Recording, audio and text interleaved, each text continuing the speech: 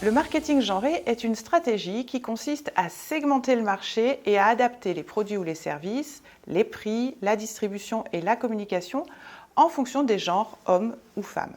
Cela repose sur des stéréotypes ou des différences perçues entre les hommes et les femmes et cela peut conduire à des discriminations. Le marketing genré peut néanmoins évoluer et s'appuyer sur une meilleure reconnaissance des identités de genre. Historiquement, le marketing genré est né au début du XXe siècle, parallèlement à la société de consommation. Les marques ont rapidement identifié que cibler les femmes et les hommes différemment pouvait stimuler les ventes. Par exemple, la publicité des années 50 mettait souvent en avant les femmes au foyer pour des produits ménagers et les hommes dans des rôles de pourvoyeurs ou de consommateurs de biens de luxe. Les cigarettiers ont également joué un rôle clé dans cette stratégie.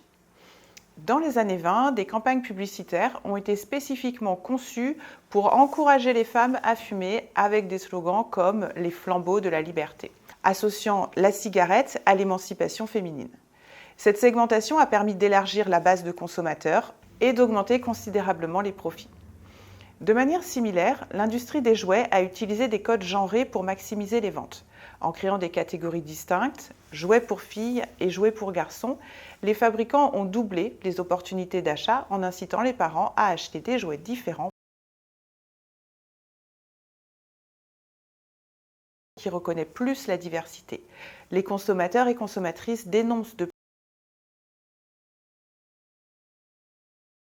représentation plus équitable et inclusive.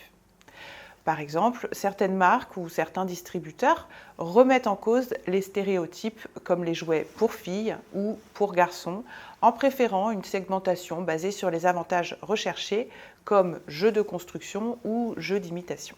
Concrètement, le marketing genré reflète une tension permanente. Il est à la fois le miroir des normes et des valeurs de la société et un outil qui peut les façonner.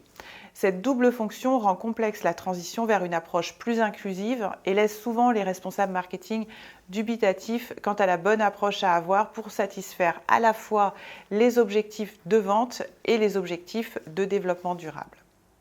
Un travers pourrait être de tomber dans le gender washing, qui consiste à afficher une posture inclusive sans réel engagement. Les consommateurs et consommatrices attendent des marques qu'elles adoptent une approche sincère en s'appuyant sur des actions concrètes et des représentations authentiques.